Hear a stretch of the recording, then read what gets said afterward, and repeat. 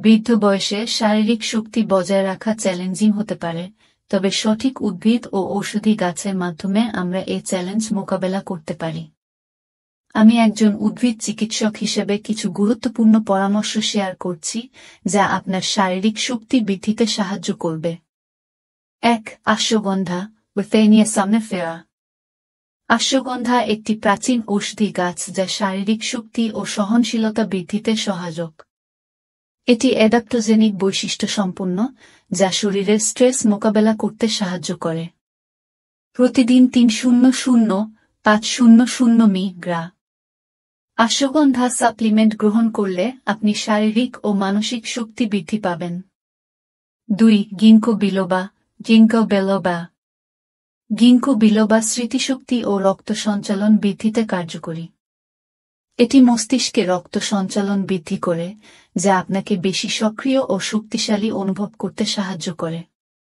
প্রতিদিন 1-2-0-2-4-0 মিলি গিঙ্কো বিলোবা সাপ্লিমেন্ট গ্রহণ করলে আপনি এর উপকারিতা পাবেন। 3. হলুদ, Curcuma longa। হলুদের মধ্যে উপস্থিত কার্কুমিন যৌগটি শক্তি বৃদ্ধি ও প্রদাহ কমাতে সাহায্য করে।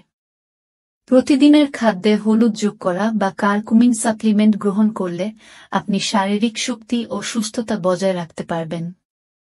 4. তুলসী, Ocimum sanctum। তুলসী একটি প্রাকৃতিক অ্যাডাপ্টোজেন যা শারীরিক ও মানসিক ক্লান্তি দূর করে। প্রতিদিন তুলসী পাতা চা হিসেবে পান করলে বা তুলসী সাপ্লিমেন্ট গ্রহণ করলে আপনি শারীরিক শক্তি বৃদ্ধি ও মানসিক প্রশান্তি পাবেন। 5. Panax ginseng, Panax ginseng। Ginseng শক্তি ও স্ট্যামিনা বৃদ্ধিতে বিশেষভাবে কার্যকরী। এটি রক্ত সঞ্চালন ও রোগ প্রতিরোধ ক্ষমতা বৃদ্ধি করে। প্রতিদিন 200-400 মিলি প্যানাক্স জিনসেং সাপ্লিমেন্ট গ্রহণ করলে আপনি শারীরিক শক্তি ও সহনশীলতা বাড়াতে পারবেন। 6. মধু এবং লেবু।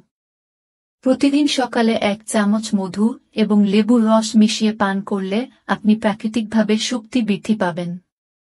মধু তাৎক্ষণিক শক্তি প্রদান করে এবং লেবু ভিটামিন সি এর উৎস হিসেবে রোগ প্রতিরোধ ক্ষমতা বাড়ায়। 7. পর্যাপ্ত পানি পান। শরীরের শারীরিক কার্যকারিতা বজায় রাখতে পর্যাপ্ত পানি পান করা অত্যন্ত জরুরি। প্রতিদিন অন্তত 8 গ্লাস পানি পান করুন যাতে আপনার শরীর হাইড্রেটেড থাকে এবং আপনি সতেজ ও শক্তিশালী অনুভব করেন।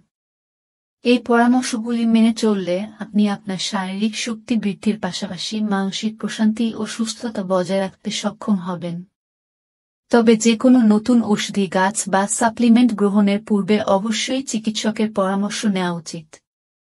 সুস্থ থাকুন, শক্তিশালী থাকুন।